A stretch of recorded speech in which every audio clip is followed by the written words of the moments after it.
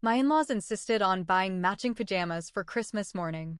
It's a family tradition, they said. When I opened my gift, it was 3 sizes too big, with a note attached. Maybe this will fit when you finally lose the weight. My response left them stunned. Every Christmas, my in-laws had this tradition where everyone wore matching pajamas on Christmas morning. They said it made the family feel closer. I always went along with it, even though it felt a bit silly to me. This year, though, things took a turn I didn't expect. On Christmas Eve, we all gathered at my in-laws' house in Denver, Colorado. The snow was falling gently outside, covering the city in a white blanket. Inside, the house was warm and filled with the smell of cinnamon and pine. After dinner, my mother-in-law handed out the pajamas. Everyone got theirs, neatly wrapped in festive paper. When I opened mine, I was surprised to find that the pajamas were 3 sizes too big. At first, I thought it was a mistake. But then, a small note fell out of the package. It read, "Maybe this will fit when you finally lose the weight." I felt my face flush with embarrassment and anger. I had always been self-conscious about my weight, and this felt like a deliberate jab. I looked around the room, but no one else seemed to notice. My husband, Tom, was busy chatting with his brother. I decided not to make a scene. I folded the pajamas back into the box and set them aside. That night, I barely slept, replaying the moment over and over in my mind. The next morning, everyone gathered in the living room, wearing their matching pajamas. I came down in my regular clothes. My mother-in-law noticed immediately. "Why aren't you wearing your pajamas?" she asked, her voice dripping with feigned concern. I took a deep breath. "They didn't fit," I replied simply. She frowned. "Really? I thought I got everyone's sizes right." I stared at her, trying to keep my composure. "Well, they were 3 sizes too big. And the note you included was unnecessary." The room fell silent. Everyone was now paying attention. "What note?" Tom asked, looking confused. I pulled it out of my pocket and handed it to him. He read it, his face darkening. "Mom, what is this?" My mother-in-law looked flustered. "It was just a joke. I didn't mean anything by it." "A joke?" I said, my voice shaking. "You think making fun of my weight is funny?" She opened her mouth to respond, but I didn't let her. "You've always had little comments about my appearance, subtle digs here and there. I've ignored them for the sake of keeping peace. But this? This is too much." Tom stood beside me. "Mom, you owe her an apology." She looked between us, realizing she had crossed a line. "I'm sorry," she said quietly. "I didn't mean to hurt you." I nodded, accepting her apology, but knowing things wouldn't be the same. The rest of the morning was awkward, but I felt a sense of relief. I had stood up for myself. Later that day, Tom and I decided to leave earlier than planned. As we drove away from his parents' house, he reached over and held my hand. "I'm proud of you," he said. "You handled that well." I smiled, feeling a weight lift off my shoulders. This Christmas had been different, but it taught me the importance of standing up for myself, even in the face of family traditions. After we left my in-laws' house that day, I thought things would settle down. I thought maybe that awkward morning would finally make them think before making any more comments about me. I was wrong. The next week, we were back home in Albuquerque. Tom was quiet most of the time, distant in a way I hadn't seen before. I asked him once, "You okay?" And he just said, "Yeah, just tired." But it wasn't just tired. Something was off. I finally found out what was really going on when I accidentally saw a text on his phone while we were cleaning up after dinner. It was from his sister, Ellie. "You need to get your wife under control. She embarrassed Mom in front of the whole family. I'm just saying, if she can't respect traditions, maybe she shouldn't be part of them." My hands were shaking. I couldn't stop reading the rest of their conversation. Tom had replied, "I know. I'm trying to keep the peace, but she doesn't let anything go. It's been nonstop since we left." That one hit me hard. I hadn't even brought it up again since we drove away. I didn't say anything right away. I just sat on the couch in silence.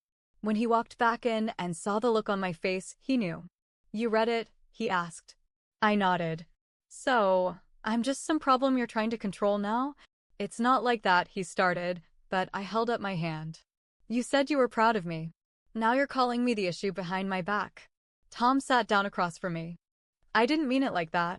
It's just, they were upset, and I didn't want it to turn into a bigger thing. It already is a bigger thing, I said. Your mom left a note in a Christmas gift insulting me, and now your sister thinks I'm the disrespectful one? He didn't answer. So I packed a bag and stayed with my cousin for a few days. While I was gone, Ellie posted a picture on Facebook of the whole family in their matching pajamas, with me cropped out of the original photo. The caption said, "Family over everything." It wasn't even subtle. My phone started blowing up. Friends from back home messaged me asking what happened. One even asked if Tom and I were getting a divorce. The whole thing was turning into something way bigger than I ever imagined. I didn't even do anything wrong, yet somehow I had become the villain in their story. Then came the final straw. A few days later, a big box showed up at my cousin's house. No return address.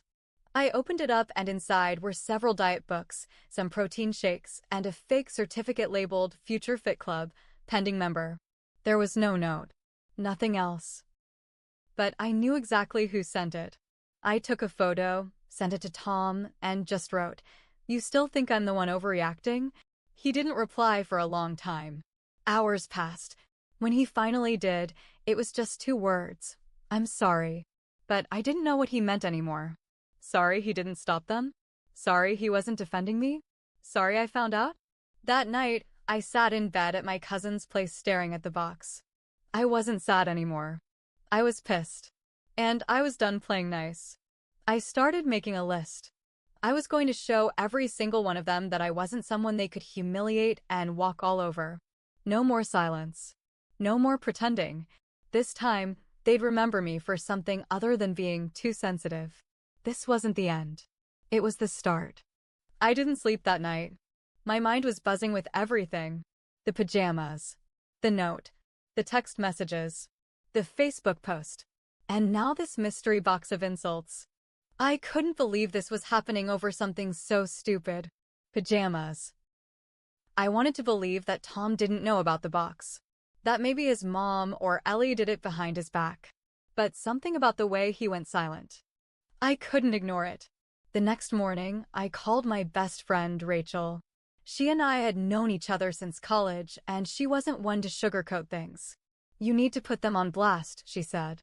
"You've been way too quiet for way too long. These people are bullies in Christmas wrapping paper." "I don't know," I said. "It's family." "No," Rachel snapped. "It's his family. Not yours. And just because they're family doesn't mean they get a pass to treat you like trash." She was right. That same afternoon, I did something I had never done before. I posted the full story on Facebook. The note. The cropped photo. The text message. The box. Everything. I blurred out names, but anyone close to the family would know exactly who I was talking about. Within an hour, it had over 300 shares. People were mad. Comments poured in. Some said it was petty family drama. Others said I should leave Tom. Some offered words of support. A few even messaged me privately with their own stories of toxic in-laws. Then the real fallout began. A day later, Ellie called me. Not Tom. "Ellie, how dare you put our family business out there like that?" she hissed through the phone. I let her speak for a minute. She went on and on about respect and family reputation. I stayed quiet. And then I said, calmly, "You sent diet books to my cousin's house. You started this. I'm just finishing it." Click. She hung up. 10 minutes later, Tom showed up at my cousin's door. He looked exhausted, like he hadn't slept in days. "I had no idea about the box," he said. "I swear." I stared at him. "Then tell me who did." He hesitated. And that was enough of an answer. "I think it was my mom," he finally said. "She said something on the phone about helping you get healthier, and I told her to stop, but I laughed." It was short and bitter. "But you didn't actually do anything." He sat on the couch, his head in his hands. I didn't know how to handle it. I didn't want to pick sides. "You not picking sides is picking a side, Tom." He didn't say anything after that. I told him I needed space. Not just from his family, but from him. And that's when the biggest twist of all dropped. The next day, Rachel called me. "You're not going to believe what just popped up on Nextdoor." I opened the app and nearly dropped my phone. Someone had anonymously posted a screenshot of my Facebook post and claimed I was publicly shaming a sweet, elderly woman who just wanted her daughter-in-law to be healthier. They added pictures of my Facebook profile. Not just my post, my full profile picture, a couple of old photos of me in high school, and even my workplace. They doxed me. And I knew it was Ellie. Or her mom. Maybe both. My hands were shaking. I felt like I couldn't breathe. It wasn't just petty family drama anymore. This was character assassination. My job hadn't said anything yet, but if that post stayed up, it could get worse. That was the moment I knew. I wasn't going to just respond anymore. I was going to act. I contacted a lawyer the next morning, and I started writing everything down, every message, every comment, every post. I took screenshots, collected voice messages, anything I could find. Because if they wanted to play dirty, I was about to show them how clean revenge could be, with court dates, legal letters, and consequences. No more crying. No more waiting. This was war. I didn't expect it to go this far. All I wanted was to be left alone, to be respected. But every time I stayed silent, they pushed harder. Every time I tried to forgive, they doubled down. So I stopped trying to fix things. The lawyer I hired was sharp and ruthless, and after seeing all my screenshots, she told me I had more than enough to file for harassment and defamation. The doxing? That was a line crossed. We sent a cease and desist letter to Ellie and my mother-in-law. It was formal, cold, and very clear. Take down everything or face court. A week later, the Nextdoor post vanished. So did the Facebook photo. No apology. No contact. Just silence. Good. That's what I wanted. But it didn't end there. Turns out Ellie worked in a local nonprofit that focused on women's mental health. Someone, not me, sent screenshots of her online behavior and that note in the pajama box to her board of directors. She was asked to step down quietly. Tom's mom got wind of it. She called me directly this time. "How dare you destroy my daughter's life?" she screamed. "Your daughter destroyed her own life," I said. I just stopped letting her hide it. "You're tearing this family apart." I laughed. This family was never whole to begin with. Click. She hung up. Tom, meanwhile, was falling apart too. After I asked him for space, he didn't handle it well. He stopped going to work. Started drinking more. Texted me things like, "I miss you," and "let's just forget all this." But I couldn't forget it. I tried. I wanted to. But every time I thought about going back, I remembered how quiet he was when they came for me. How he sat there while they laughed about my body. How he let them treat me like trash for years. Eventually, he came to my cousin's place with tears in his eyes. "I'm ready to cut them off," he said. "I'll block them. I'll never speak to them again. Just please, don't leave me." And here's the truth. I still loved him. But I didn't trust him anymore. "You had your chance," I said. "I begged you to stand up for me. You didn't. Now I'm standing on my own."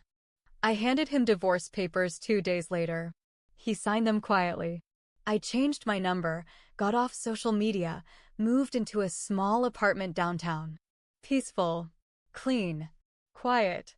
I joined a gym, not because of them, but because I wanted to. I got into therapy. I made new friends. I started painting again. And the weirdest thing? People started messaging me. Strangers. Friends of friends. Women I'd never met before, thanking me for sharing my story. I thought I was the only one dealing with toxic in-laws. I never had the courage to speak up. I needed this. It made me realize, maybe I wasn't just surviving this. Maybe I was helping others survive too. As for Ellie, last I heard, she moved to another state. New job, new name on social media. My ex-mother-in-law stopped showing up to her church group. Apparently, the story followed her there too. And me? I don't regret what I did. But I do regret not standing up for myself sooner. I regret every time I laughed off an insult. Every time I said, "It's just her way." Every time I let love silence my pain. I don't do that anymore. Now, if someone tries to shame me with a joke, I stare them down and say, "Is that supposed to be funny?" And they never laugh back. Let them keep their matching pajamas. I've got peace. And it fits perfectly.